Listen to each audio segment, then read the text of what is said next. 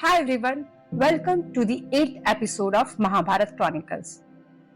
So let's first take a quick recap of the last episode. Gandhari blindfolded herself and became blind like Dhritarashtra. She actually became an epitome of sacrificing wife. Having seen her grandchildren settled in their lives, Satyavati retired to the forest to seek peace. An unfortunate event led to Pandu being cursed by a sage. Disappointed and distressed, Pandu left palace and went to forest to seek penance.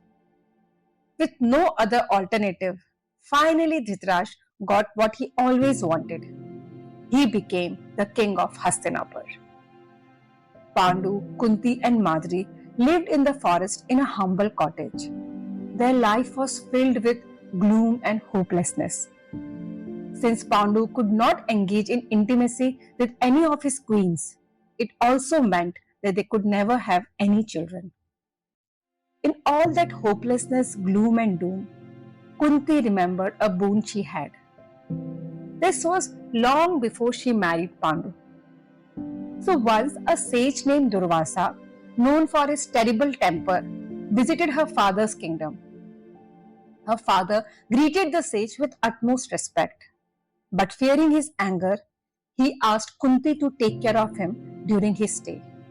He asked her to make sure no lapses were made which would provoke his fury. Kunti was a young princess.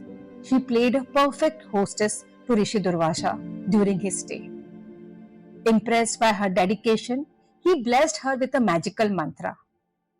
The mantra gave Kunti the power to summon any god who would bless her with a son. Kunti was young. She could not resist the urge to test the mantra. What harm can it cause? So one morning, she looked at the sun and without much thought, recited the mantra to invoke the sun god. To her astonishment, the sun god appeared in physical form and blessed her with a son. Kunti was unmarried.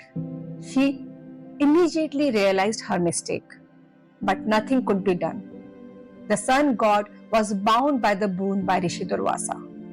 He left the baby in her lap and disappeared. Kunti trembled with fear.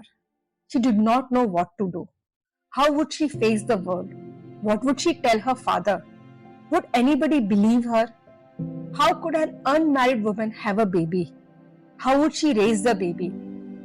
She had so many questions in her mind.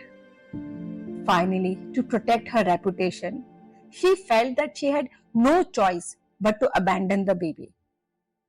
What can I do besides leave it to the gods to take care of him? She consoled herself. The baby was beautiful. He was wearing armor and earrings of gold. Kunti wept as she kept the baby in a basket and put it in the flowing waters of a nearby river to float away to his fate.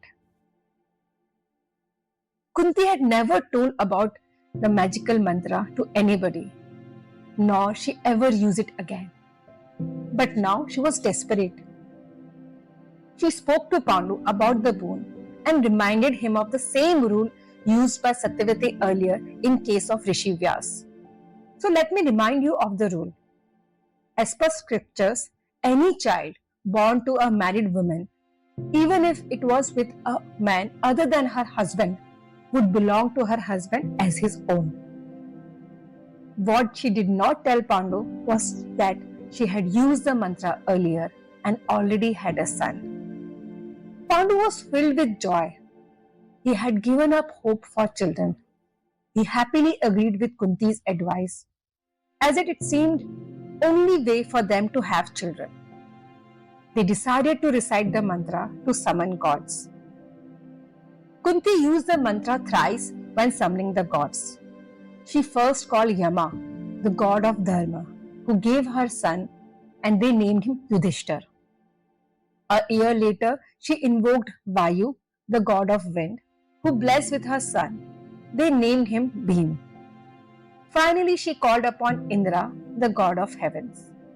He blessed her with a third son, and they named him Arjun. Pandu and Kunti were thus blessed with 3 sons, Yudhishthir, Bhim, and Arjun. Kunti also taught her co-sister Madri to recite the mantra. Madri also wanted children of her own. She invoked the twin brothers Ashwini Kumars, the gods of healing. Madri was blessed with twin sons, whom she named Nakul and Sahadev.